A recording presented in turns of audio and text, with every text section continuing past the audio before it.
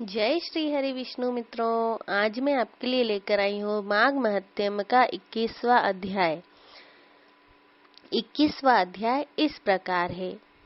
लोमश जी कहने लगे कि पूर्व काल में अवंती देश में वीरसेन नाम का राजा था। उसने नर्मदा के नदी के किनारे राजसूय यज्ञ किया और अश्वमेध यज्ञ भी किए, जिनके खंबे सोने के बनाए गए।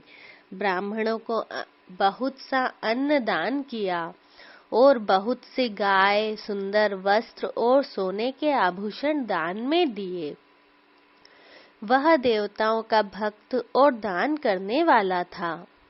भद्रक नाम का एक ब्राह्मण, जो अत्यंत मूर्ख, कुलहीन, कृषि कार्य करने वाला, दुराचारी तथा अधर्मी था, वह भाई बंधुओं का त्यागा हुआ इधर उधर घूमता हुआ देव यात्रियों के साथ प्रयाग में आया और माघ में उनके साथ 3 दिन तक स्नान किया।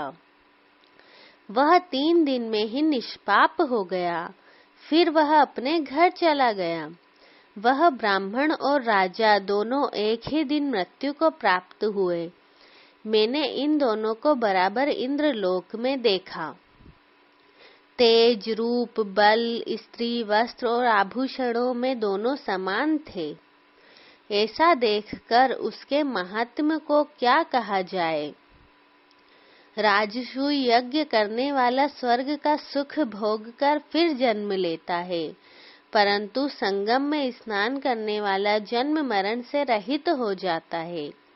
गंगा और यमुना के संगम की हवा के स्पर्श से बहुत से दुख नष्ट हो जाते हैं। अधिक क्या कहें, किसी भी तीर्थ में किए गए पाप माघ मास में प्रयाग में स्नान करने से नष्ट हो जाते हैं। मैं पिशाच मोचन नाम का एक पुराना इतिहास सुनाता हूँ। इस इतिहास को यह कन्याएं और तुम्हारा पुत्र भी सुने, उससे इनको स्मृति प्राप्त होगी। पुराने समय में देवद्युति नाम का एक बड़ा गंभीर और वेदों का पारंगत एक ब्राह्मण था। उसने पिशाच को निर्मुक्त किया था। वेद निधि कहने लगे कि वह कहाँ का रहने वाला, किसका पुत्र, किस पिशाच को उसने निर्मुक्त किया।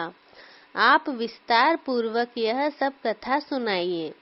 लोमश ऋषि ने कहा, किल्पज्ञ से निकली हुई सुंदर सरस्वती के किनारे पर उसका स्थान था। जंगल के बीच में पुण्य जल वाली सरस्वती बहती थी। वन में अनेक प्रकार के पशु भी विचरते थे। उस ब्राह्मण के श्राप के भय से पवन भी बहुत सुंदर चलती थी और वन चैत्र रथ के समान था। उस जगह धर्मात्मा देवद्युति रहता था। उसके पिता का नाम सुमित्र था और वह लक्ष्मी के वरदान से उत्पन्न हुआ था।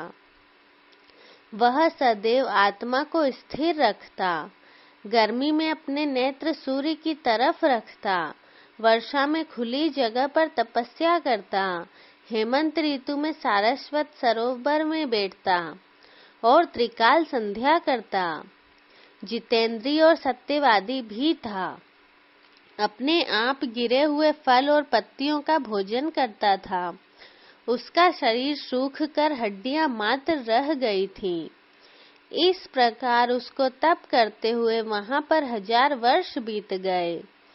तप के प्रभाव से उसका शरीर अग्नि के समान प्रज्वलित था। विष्णु की प्रसन्नता से ही वह सब कर्म करता। दधीचि ऋषि के वरदान से ही वह श्रेष्ठ वैष्णव हुआ था। एक समय उस ब्राह्मण ने वैशाख महीने की एकादशी को हरि की पूजा कर उनकी सुंदर स्तुति तथा विनती करी। उसकी विनती सुनकर भगवान उसी समय गरुड़ पर चढ़कर उनके पास आए।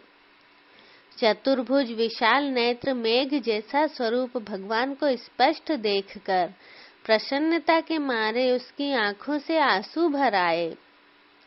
कृतकृत्य होकर उसने भगवान को प्रणाम किया। उसने अपने शरीर को याद भी न रखा और भगवान के ध्यान में लीन हो गया। तब भगवान ने कहा कि हे देवद्युति, मैं जानता हूँ कि तुम मेरे परम भक्त हो। मैं तुमसे अति प्रसन्न हूँ, तुम वर मांगो। इस प्रकार भगवान के वचन सुनकर प्रेम के मारे लड़खड़ाती हुई वाणी में कहने लगा कि हे देवादिदेव, अपनी माया से शरीर धारण करने वाले, आपका दर्शन देवताओं को भी दुर्लभ है। अब आपका दर्शन भी हो गया, मुझको और क्या चाहिए। मैं सदैव आपकी भक्ति में लगा रहूं। भगवान उसके वचन सुनकर कहने लगे कि ऐसा ही होगा। तुम्हारे तप में कोई बाधा नहीं पड़ेगी। जो मनुष्य तुम्हारे कहे गए स्तोत्र को पढ़ेगा, उसकी मुझ में अचल भक्ति होगी। उसके धर्म कार्य सांगोपांग होंगे। उसकी ज्ञान में परम निष्ठा होगी। मित्रों, यहाँ पर 21वां अध्याय समाप्त हुआ। अगर आपको ये पसंद आया हो तो प्लीज मेरी चैनल को लाइक एंड सब्सक्राइब जरूर करें। धन्यवाद। जय श्री हरि विष्णु।